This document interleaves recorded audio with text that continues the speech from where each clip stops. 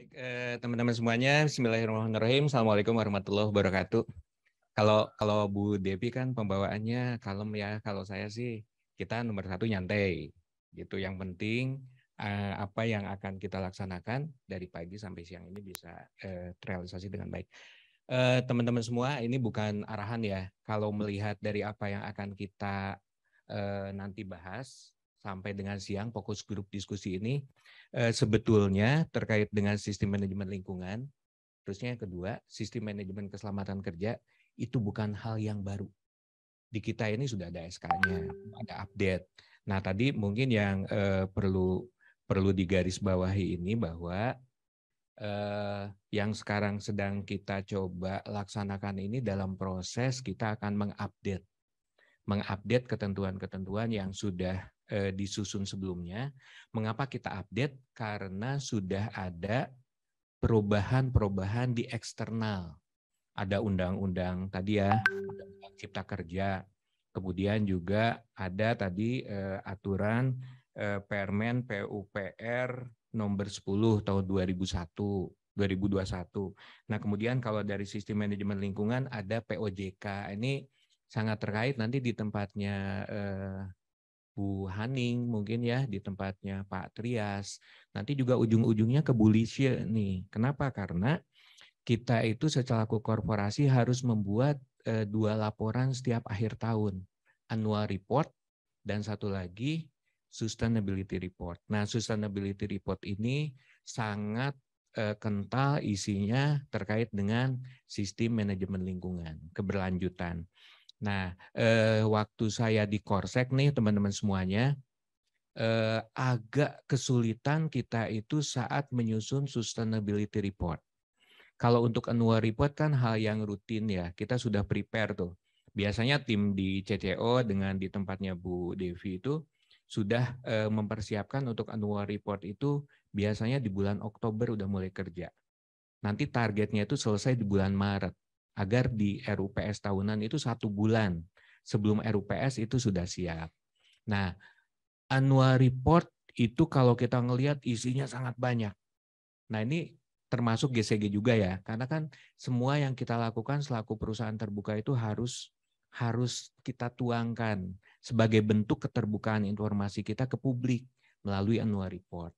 Nah, untuk annual report, sepemahaman saya waktu di Korsek, itu kita tidak terlalu banyak mendapat kesulitan penyediaan data. Nah, sekarang kita geser ke sustainability report. Sustainability report itu biasanya dulu itu Pak Heru nih. Pak Heru ada nggak ya? Lagi ada rapat di BPN ya kalau nggak salah. Jadi agak kesulitan untuk mencantumkan data-data lingkungan untuk di sustainability report karena apa? Karena sistemnya belum ada. Akhirnya kita cari tuh, biasanya teman-teman di anak perusahaan yang sudah beroperasi ataupun yang konstruksi itu diteleponin satu-satu, tolong isi data ini, tolong isi data ini. Dan itu cukup merepotkan. Kenapa? Karena data yang diminta tidak data progresnya berapa, konstruksinya seberapa panjang, enggak seperti itu. Berapa nilai misalnya kebisingan, berapa yang perlu disiapkan dari jauh-jauh hari.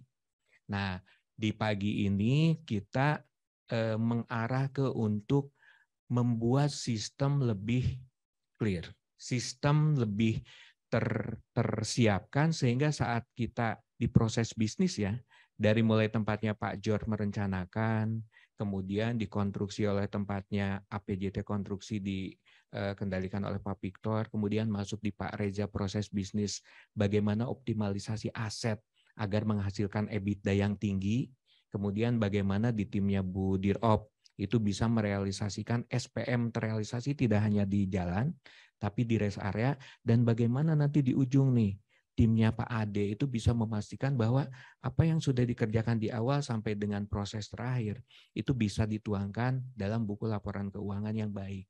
Sehingga kinerja kita selalu terjaga. Nah, semua proses itu memerlukan sistem, dan apa yang kita akan diskusikan pagi ini sistem manajemen lingkungan dan nanti siang sistem manajemen keselamatan konstruksi itu merupakan bagian yang terintegrasi dari semua proses tadi. Jadi nanti mungkin teman-teman Kalau saya sih selama di Jasa Marga ya, berapa tahun ya Pak Ari ya? Pak Radi, saya bareng Pak Radi. Jadi 97 berarti berapa tahun ya? 96 Desember tuh, tanggal 2 kalau nggak salah. Nah, jadi sudah 20 sekian tahun nih Om Yoga nih, saya Pak Hari Pratama, Pak. Ini yang sebentar lagi ya, inilah maksudnya saat ini kalau saya mikir nih Pak Radi, kita nggak menyadari ya bahwa sekarang kita ini generasi yang paling senior yang ada Jasa Marga ya. Kalau Pak Dirut udah pastilah. Pak Dirut itu kan NPP 32, kita 88 ya. Jadi jarak antara Pak Dirut nih, Pak Dirut itu Pak Dirut itu NPP 34 sekian, 3.400 sekian. Nah, Pak Hari ini NPP-nya setelah saya dengan Pak Radi, kepala 9 ya Pak Hari ya. Saya dengan Pak Radi ini kepala 8.800.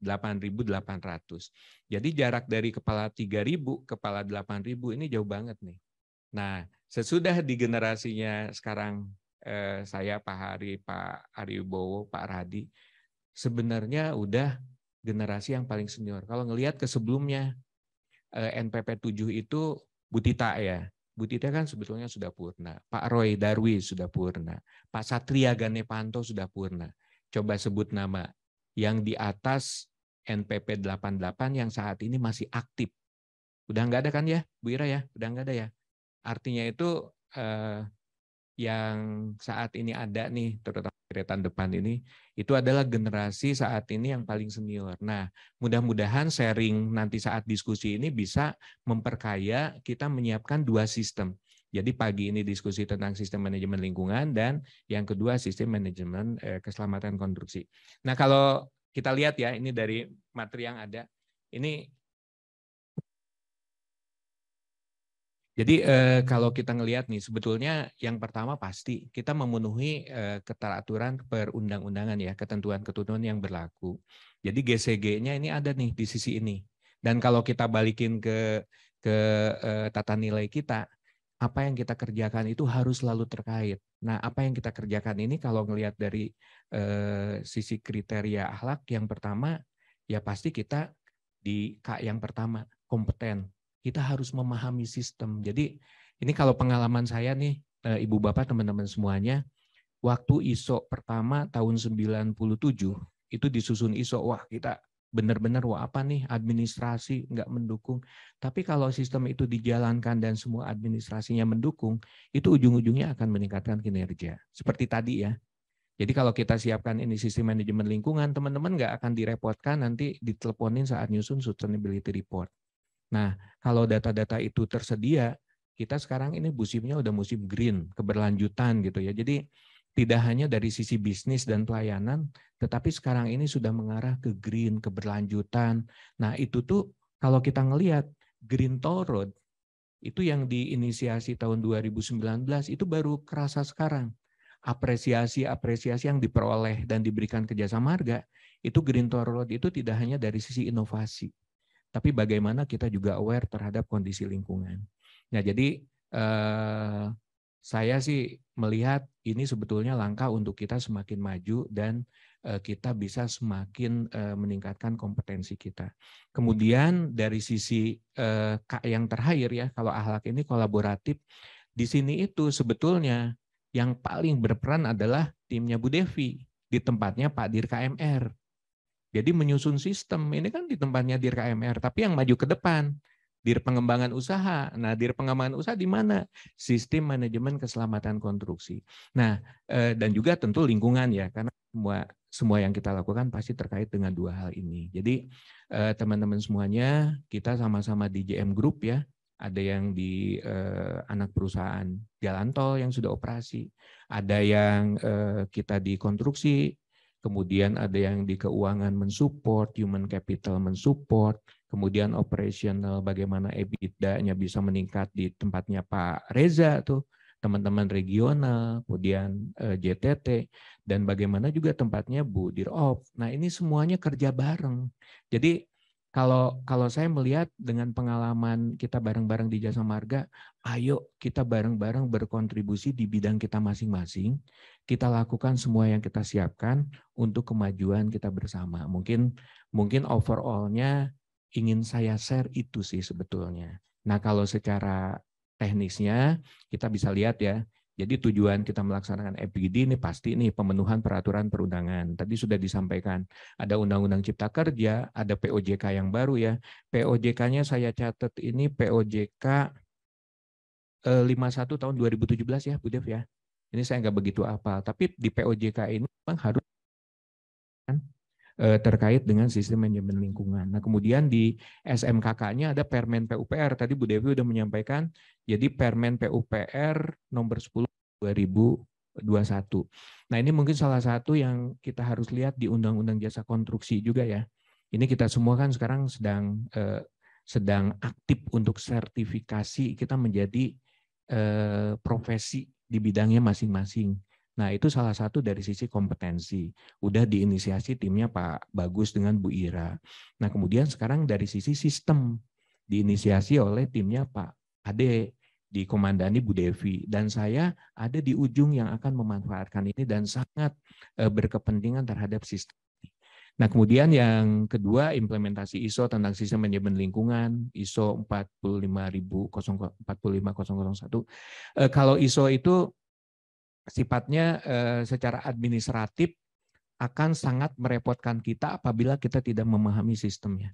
Tapi kalau kita memahami sistemnya, sebetulnya kita lakukan dan kita hanya tinggal menuliskan. Kalau itu sudah jadi pekerjaan sehari-hari, apa yang kita implementasikan di ISO itu sebetulnya menuangkan apa yang kita kerjakan. Itu saja. Jadi sekali lagi, yang penting itu bukan administrasinya ya, bukan sertifikasinya, tapi yang penting itu kita melaksanakan proses bisnis dan proses bisnis itu kita sistemkan. Kemudian yang ketiga penyesuaian kembali terkait tugas pokok dan fungsi unit kerja jasa marga. Nah ini Ibu Bapak teman-teman sasarannya, jadi dari fokus grup diskusi ini goals terbesar adalah yang tadi yang disampaikan Bu Devi itu, bahwa kita di bulan Oktober ini akan menyusun SK direksi tentang sistem manajemen lingkungan, gitu ya Bu Devi ya. Jadi teman-teman harus memahami gini nih, saat SK direksi itu dikeluarkan, kita itu sudah paham, ini loh konsep besarnya. Kemudian sistemnya di masing-masing unit itu ini loh yang perlu kita perhatikan. Keseluruhan sistem itu bahwa ini yang kontribusi ini di tempatnya Pak Ade yang pertama. Kemudian diolah semuanya kita kerja bareng. Salah satunya nanti untuk ke sustainability report, ke annual report, ke peningkatan kinerja keuangan yang lebih baik. Kemudian kita juga harus melaporkan bagaimana keberlanjutan, konsep-konsep tentang kita aware terhadap lingkungan, bagaimana UMKM. Jadi kompleks banget. Nah, dari hal-hal yang kompleks ini distrukturkan dalam bentuk sistem-sistemnya. Dua sistem ini yang kita akan diskusikan di siang ini. Kemudian yang kedua, terciptanya database pengolahan sistem manajemen lingkungan dan keselamatan konstruksi yang terintegrasi. Nah, ini mungkin teman-teman yang penting untuk kita ya, terciptanya database. Database di kita ini, kalau sekarang mungkin di timnya Bu Gandes ya, udah nyiapin, kita punya banyak aplikasi. Nah, aplikasi itu mungkin perlu kita rapihkan agar kita punya database yang memang sesuai dengan kebutuhan perusahaan ini. Bagaimana data-data dan dokumen itu digitalisasi, itu penting luar biasa. Jadi kalau misalnya kita sekarang ini kan ada proses misalnya gini, audit BPK. Udah saya berapa menit ya? Enggak apa-apa ya, ini diskusi aja ya. Jadi saya nggak terbiasa ya berdiri di sini, nggak apa-apa ya. Jadi kayak misalnya gini, kita akan audit BPK. Audit BPK bagaimana kita sangat kesulitan. Audit BPK ini teman-teman semuanya, saya di Korsek saat itu. Jadi audit itu mulai dilakukan tahun 2019. Ini dikoreksi ya kalau saya keliru ya. Ini SPE mungkin Bu Sarah timnya. Jadi 2019 itu BPK masuk. Harusnya itu di pertengahan 2020 itu sudah selesai. Ternyata diperpanjang. Dan akhirnya laporan itu baru selesai di 2022 bulan April. Bayangkan tuh teman-teman. Jadi kita itu pasti saat audit itu berjibaku dengan dokumen. Ada dua hal. Nomor satu, dokumennya itu harus valid dan mudah kita lihat. Bagaimana? Itu nomor dua tuh, terciptanya database.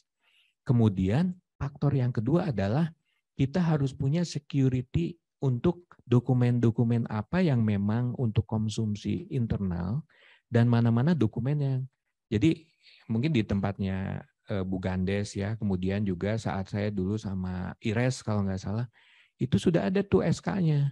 Ini yang boleh mengakses level mana, ini yang boleh mengakses level mana. Sehingga saat kita ada audit seperti itu, kita punya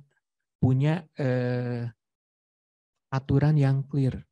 Nah, kalau kita mungkin akan lebih mudah komunikasinya nanya, tapi kalau teman-teman di lapangan, tim kita kan minta dokumen ini diserahkan semuanya. Nah, ini salah satunya, ini mungkin masukan juga untuk saya ya. Misalnya data-data titik iklan. BPK itu tahu titik iklan dari A sampai Z, berapa titik, kontraknya kapan, mana kontrak yang nggak diperpanjang, besaran kontraknya berapa, siapa yang mengontraknya, sedetail itu. Nah, kenapa? Karena mereka tidak mendapatkan data yang kita berikan rekap. Akhirnya data mentah diminta semua, itu yang menyebabkan auditnya demikian lama. Nah, dengan kondisi seperti ini sebetulnya sih kalau saya melihat ini agak mengerikan gitu. Karena keseluruhan yang sifatnya sangat detail yang mungkin tidak begitu strategik itu menjadi permasalahan yang bisa jadi besar. Nah, mungkin itu terkait dengan yang nomor 2 ya. Kemudian nomor 3 terciptanya lingkungan yang hijau sehat. Ini kalau konsep Green to Road itu ya teman-teman semuanya, ini menyamakan persepsi saja. Green to Road itu enggak hanya sekedar, misalnya gini, sekarang PU itu ada lomba keberlanjutan gitu ya, jalan tol berkelanjutan. Nah itu kalau saya memahaminya itu komprehensif semuanya. Jadi kita enggak hanya sekedar green, penghijauannya oke ya Om Ale ya, landscape-nya oke, enggak. Tapi bagaimana material digunakan untuk konstruksi nanti nih di Japek Selatan itu material-material yang memang sudah ada SNI-nya. Material yang memang limbahnya itu tidak beracun. Kemudian bagaimana air hujan yang turun di rest area itu bisa dioptimalkan dan bisa kita daur ulang dan pakai. Bagaimana PJU-PJU itu menggunakan PJU yang memang ramah lingkungan. Wattnya kecil tapi terangnya cukup. Bagaimana banyak banget. Nah, bagaimana kita aware terhadap lingkungan, ngajak UMKM sekitar. Bagaimana kita menyampaikan. Tadi saya ngobrol sama Bu Lisha itu tentang Festival Jalan Tol. Festival Jalan Tol itu salah satu juga kita merealisasikan Green Toll Road dan tol berkelanjutan. Kenapa? Saat ruas jalan tol dibuka, kita kan ngajak masyarakat tuh ya, Bu Lisha ya. Masyarakat tuh sampai 5.000, 7.000. Dari mulai di Kuala Namu, Solo, Ngawi, kemudian di Pandaan Malang, di Semarang, Batang. Itu semuanya ruas baru, itu ada Festival Jalan Tol tuh.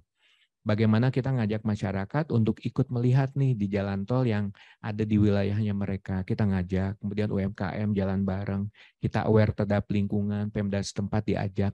Nah, kenapa saat mengoperasikan kita akan mudah komunikasinya. Nah, itu juga bentuk kita merealisasikan tol yang berkelanjutan dan Green Toll Road. Kemudian terwujudnya proses konstruksi yang aman dari kecelakaan konstruksi, ini jelas nih. Nah, pesan saya nih ke Pak Ale, terus Pak Adipras juga saat ini mungkin lagi rapat ya ikut di Vicon. Pak Adipras, kemudian ada Pak Dwi Winarsa di Jogja Bawen dan nanti Jogja Solo ya. Mudah-mudahan bisa kita menjadi mayoritas. Jadi yang harus memperhatikan keselamatan konstruksi itu tidak hanya kontraktor dan konsultan.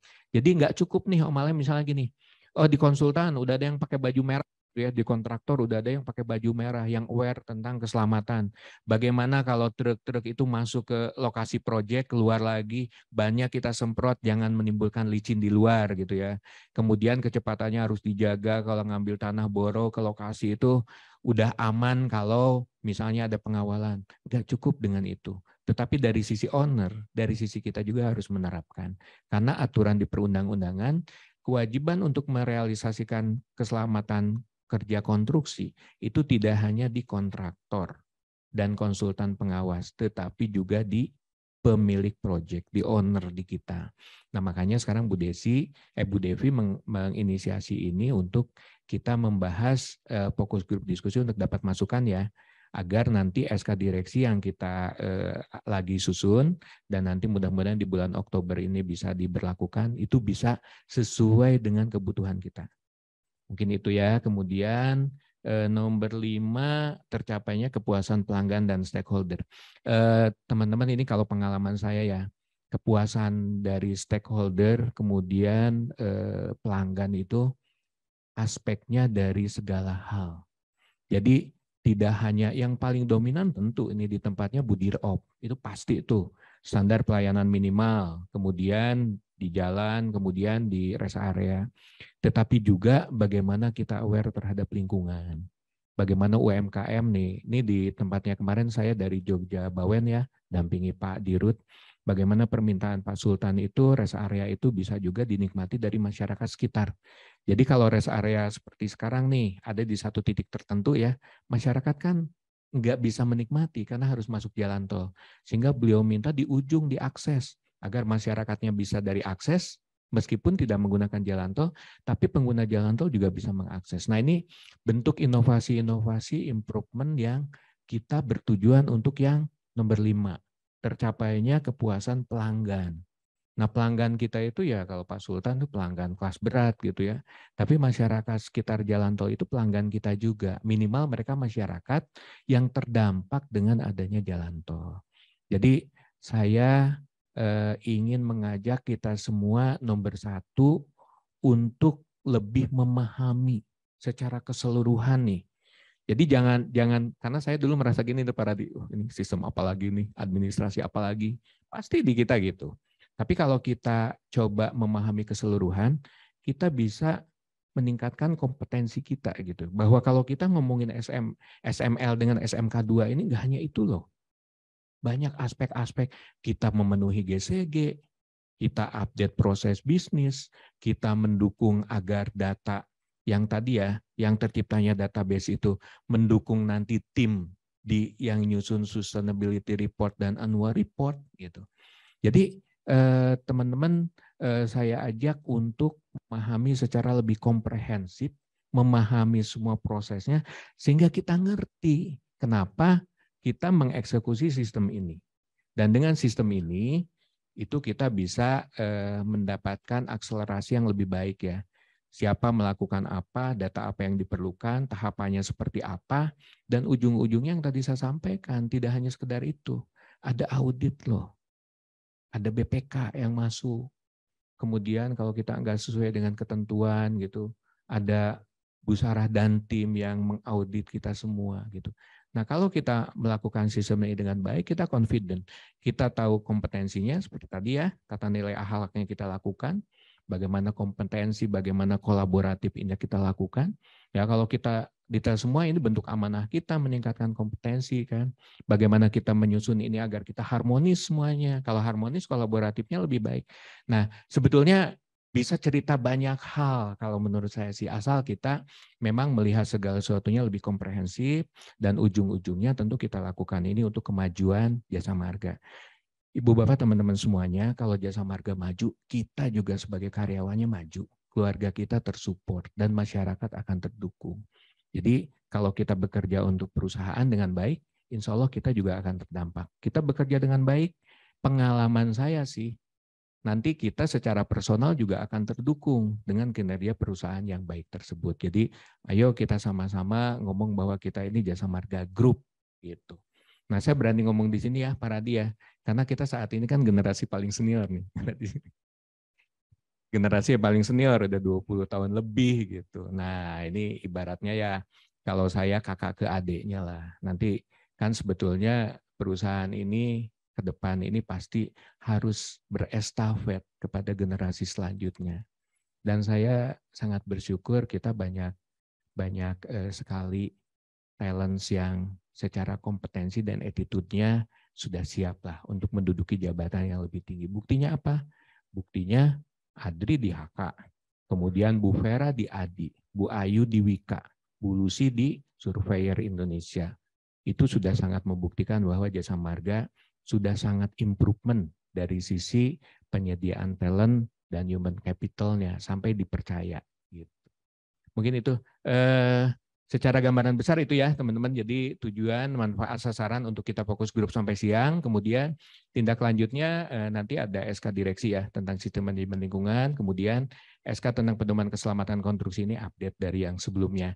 Nah, dokumen pedoman tersebut dapat menjadi acuan penyusunan sesuai dengan lingkup anak perusahaan. Nah, ini yang bawah ini mungkin kata kuncinya gini. Jasa Marga itu menyiapkan sistem, saya meyakini yang paling baik. Artinya kita itu memproses sistem itu dengan tahapan dan semuanya itu lebih komprehensif dengan pengalaman kita ya. Nah, kalau sistem-sistem itu sudah ada, teman-teman di anak perusahaan ini bisa mengkomunikasikan ke teman, ke mitranya. Nanti dengan komunikasi dengan mitranya, udah diratifikasi aja aturan yang ada di Jasa Marga. Jadi penyesuaiannya nggak terlalu banyak. Ratifikasi, kenapa? Sistem ini berlaku keseluruhan. Cuma penyesuaian nanti bagaimana siapa yang melakukan di anak perusahaan tentu berbeda ya dengan di induk. Nah, jadi kalau sistem ini sudah ada, sudah terrealisasi dengan baik, ini teman-teman di Jasa Marga Group tentu bisa meratifikasi. Ini mungkin yang dimaksud Bu Devi, betul ya Bu Devi ya? Dokumen pedoman tersebut dapat menjadi acuan penyusunan sesuai lingkup anak perusahaan. Oke, ini slide pertama. Oke, slide yang kedua, hanya 2 slide nih. Satu lagi. Nah, sekarang apa yang harus kita lakukan? Nah, sebetulnya sudah saya sampaikan sih tadi. Jadi nomor 1 komit. Jadi bentuk amanah kita ya melakukan akhlak, kita melakukan ini asal kita memahami konsep dan pemahamannya. Sehingga kita akan mudah eksekusi, nggak ada pertanyaan, wah ini administrasi tambahan. Harusnya nggak ada. Kalau sistem itu kita lakukan dengan benar dan kita nyusun dengan baik. Jadi teman-teman semuanya, ayo kita sama-sama untuk menjalankan pedoman SML dan SMK2 ini nanti secara konsisten. Setelah nanti di SK-kan dan update SK-nya. Diaplikasikan masing-masing, bisa diratifikasi di anak perusahaan. Kemudian yang kedua, internalisasi pedoman sistem manajemen lingkungan dan pedoman keselamatan konstruksi. Nah, ini yang kadang-kadang mungkin kita lupa. Ada tugas kita nih, teman-teman semuanya, selaku pimpinan di masing-masing unit untuk memberikan pembinaan ke bawah.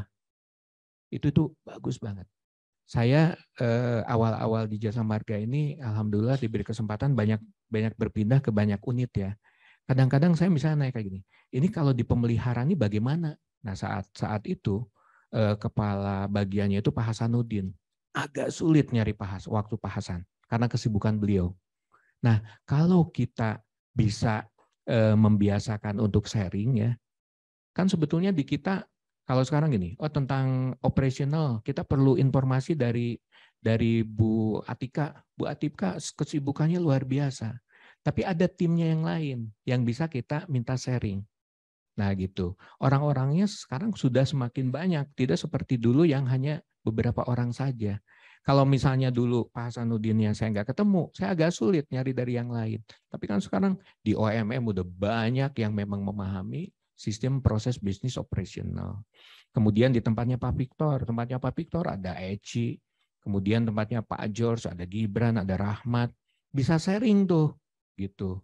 Sehingga internalisasi semua sistem itu bisa berjalan. Jadi mungkin saya ngajak ke teman-teman semuanya, kita memang harus sering diskusi ya. Kemudian sharing keilmuan kita karena kita dari sisi pengalaman kan sudah lebih dulu ke adik-adik kita, ke tim kita gitu. Karena ya kalau saat ini misalnya kinerjanya baik itu bukan karena Pak Dirutnya, tapi karena semua tim. Memang yang paling besar adalah beliau mengorganize semuanya. Jadi kita punya kontribusi nih. Kalau support dari tim kita kurang, ya kinerja kita juga nggak akan sebaik yang kita harapkan. Sehingga internalisasi dari semua proses bisnis itu perlu kita lakukan. Kemudian yang 3, digitalisasi. Tadi udah ya panjang lebar digitalisasi. Digitalisasi ini kalau saya melihatnya mempercepat proses, memudahkan kita, dan kalau kita ada audit juga lebih mudah. Jadi saya sangat mengikuti proses dari di Korsek ini banyak yang nggak saya ceritakan ya, terkait dengan KPK, terkait dengan BPK, DPR. Itu salah satu kuncinya adalah kita memiliki sistem data yang baik. Nah, digitalisasi ini menjadi hal yang bisa mensupport terkait dengan itu. Kemudian kolaborasi ini, mudah-mudahan sekarang Pak Dirut ya lebih mengarahkan kita kalau ada kegiatan bareng-bareng itu dilakukan. Pandemi sudah berkurang. Tujuannya apa? Tujuannya untuk mendukung yang nomor 4. Jadi jangan sampai ada silo-silo. Saya di pengembangan usaha, udah pengembangan usaha aja, tim saya Pak Victor, Pak George. Enggak, saya didukung oleh timnya Pak Bu Devi untuk ini, timnya Pak Ade gitu. Terus kalau misalnya saya perlu dukungan untuk di JMRB diperkuat, ya saya pasti ke Bu Indar, saya pasti ke Pak Bagus, ke Bu Ira. Bu Ira perlu nih pelatihan. Nah kemudian kalau saya ada program, pasti saya minta juga ke Pak Ade. Kemudian kalau di operasional kayak tadi nih, rest area yang diminta Pak Sultan di Jogja Bawen, pasti saya dengan Bu Dirop. Bu Dirop ini gimana sirkulasinya? Karena sirkulasinya harus diatur, tidak seperti yang biasa. Nah kemudian ya bagaimana JMRB mendapatkan progres yang baik, itu kalau nggak disupport oleh regional, timnya Pak Reza. Nah jadi saya sih melihatnya memang kolaborasi itu emas, harus. Jadi nggak bisa kita kerja tanpa kolaborasi. Kita nggak bisa gerak sendiri, nggak bisa. Jadi harus bareng-bareng. Nah dengan bareng-bareng ini komunikasinya lebih cair, saling mendukung. Mudah-mudahan sih mempercepat proses tim di tim kita selanjutnya. Kalau komandan-komandannya ngobrol ya, itu tim di bawah itu gampang loh. Jadi di atasnya udah clear, udah bawah tinggal melaksanakan. Tapi kalau misalnya kita nih di level misalnya direksi di induk, kemudian di level direksi di anak perusahaan, komunikasinya kurang, nanti teman-teman di tim itu akan perlu waktu lebih untuk memastikan bahwa eksekusinya sesuai dengan guidance yang diberikan oleh direksi, oleh pimpinan di masing-masing. Mungkin itu teman-teman 1, 2, 3, 4 yang bisa disampaikan ya, mudah-mudahan diskusi pagi dengan nanti siang masih ada SMK 2, tapi sebagian dari teman-teman mungkin nggak ikut lanjut, dan sebagian ikut lanjut, dan sebagian nanti akan ada tambahan peserta di siang. Mudah-mudahan kita bisa mengoptimalkan, saling berdiskusi dengan suasana yang lebih apa ya, bukan nyantai lah, tapi lebih cair.